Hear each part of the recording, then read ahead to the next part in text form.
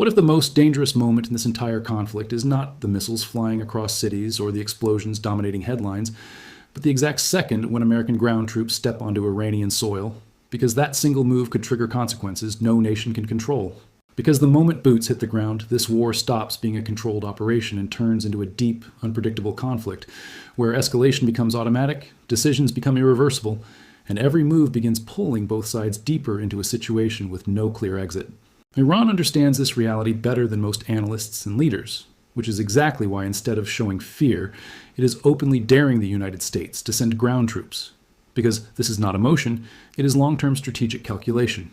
This confidence comes from decades of preparation where Iran has studied global wars, observed superpower behavior, and built systems designed specifically to absorb pressure and turn direct confrontation into a long, exhausting conflict for its opponent. Because once the battlefield shifts from air and sea into ground operations, the advantage slowly begins to change, not in favor of superior technology, but in favor of terrain, preparation, hidden networks, and the ability to survive under constant attack. The United States believes deploying ground forces increases leverage and forces negotiations, because on paper it appears powerful, decisive, and effective. But real-world conflicts rarely follow simple logic once escalation begins to spiral. What Washington sees as pressure, Tehran sees as opportunity, because Iran is not focused on quick outcomes, it is focused on long-term endurance, where time itself becomes a weapon stronger than any missile or drone system. This is the first major misunderstanding shaping this conflict, because escalation does not always weaken the opponent, and in this case, it may actually strengthen Iran by giving it exactly the type of battlefield it has prepared for decades. Now here is where the situation becomes even more dangerous, because the idea of capturing strategic islands sounds powerful. But in reality, those locations can quickly turn into exposed zones where troops become targets instead of controllers. These islands are not heavily fortified with strong defensive systems. Instead, they are narrow, vulnerable, and constantly within range of drones, missiles, and coordinated attacks that can strike quickly and precisely without warning. Deploying troops into such an environment means placing them in a position where protection is limited, escape options are restricted, and the ability to defend against continuous attacks becomes extremely difficult. And this is where recent events change everything, because the attack on Prince Sultan Air Base proved that even highly defended military installations are no longer completely safe from modern missile and drone warfare. That strike demonstrated that advanced systems can be bypassed, critical assets can be destroyed, and assumptions about security must now be reconsidered in every future operation. When a high-value surveillance aircraft can be eliminated despite multiple defense layers, it sends a clear message that vulnerability now exists everywhere, even in places previously considered untouchable. Now imagine placing ground troops in a far more exposed position after witnessing such capabilities, because that is not just risk, that is entering a battlefield where danger is already proven. Ground warfare introduces a different level of consequence, because every casualty becomes more than a loss. It becomes political pressure, media attention, and public reaction that directly impacts decision-making. Iran understands this dynamic perfectly, because it is not trying to win quickly. It is trying to extend the conflict, knowing that time weakens its opponent more than direct confrontation. The United States operates under political deadlines, election cycles, and public scrutiny, while Iran operates with patience, where waiting itself becomes a strategic advantage. Now, here's where the situation expands beyond a single battlefield and begins affecting the global system, because this conflict is no longer limited to one front. The involvement of the Houthis transforms this into a multi-front crisis, opening a second pressure point that directly impacts global trade routes and energy supply chains. The Bab al-Mandeb Strait is one of the most critical maritime routes in the world, and any disruption there immediately affects global shipping and economic stability. Now combine that with tension in the Strait of Hormuz, and suddenly the world faces the possibility of two major energy corridors being threatened at the same time. This creates a situation where global trade slows down, shipping costs increase, and supply chains begin to break under pressure. Oil prices react instantly to this uncertainty, because markets are driven not just by supply, but by fear and future risk. And when fear enters the market, stability disappears, affecting economies across the world. Now here is the key question you need to understand, because it changes everything. Is there still a clean way to end this conflict once ground troops are deployed? Right now, the answer appears increasingly uncertain, because every option carries risk, and every move has consequences. If troops land, they become targets. If they do not land, pressure continues. If escalation increases, the conflict spreads, and if escalation slows, objectives remain incomplete.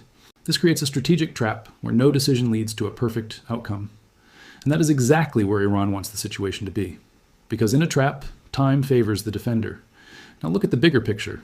This is not just a military conflict anymore. It is a battle over global systems, oil supply, trade routes, economic stability, geopolitical influence.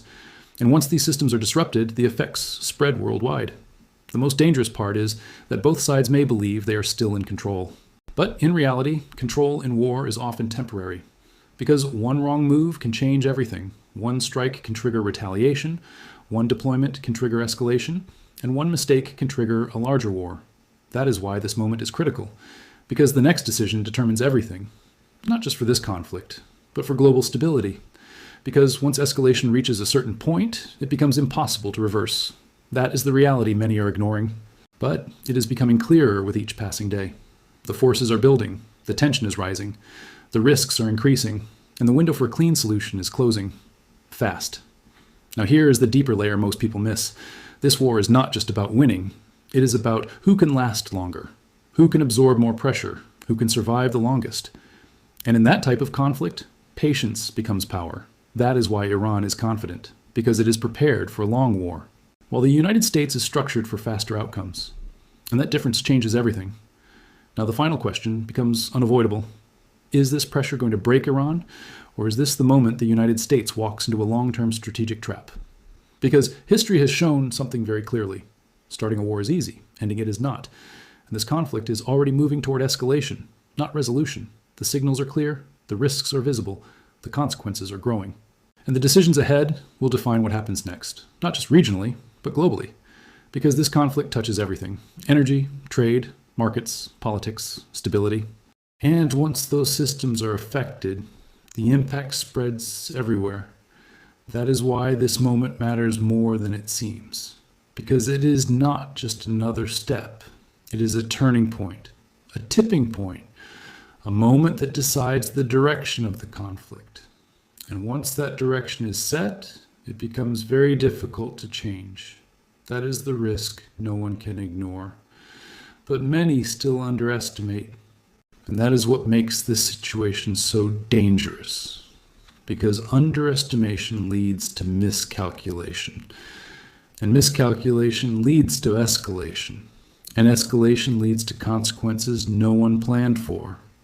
That is the chain reaction already beginning, and it is accelerating. With every decision, with every movement, with every delay. Now it all comes down to one final choice: ground troops or restraint, escalation or control, pressure or patience. And whichever path is chosen will shape what happens next, not just for this war, but for global history. Because moments like this do not just define conflicts, they define eras. And this could be one of those moments. So now I want your opinion. Do you think sending ground troops is a strategic move or a dangerous mistake that could escalate the situation further? Comment below. Like this video, share it with others, and subscribe to Market Mindset to stay ahead of the most important global developments.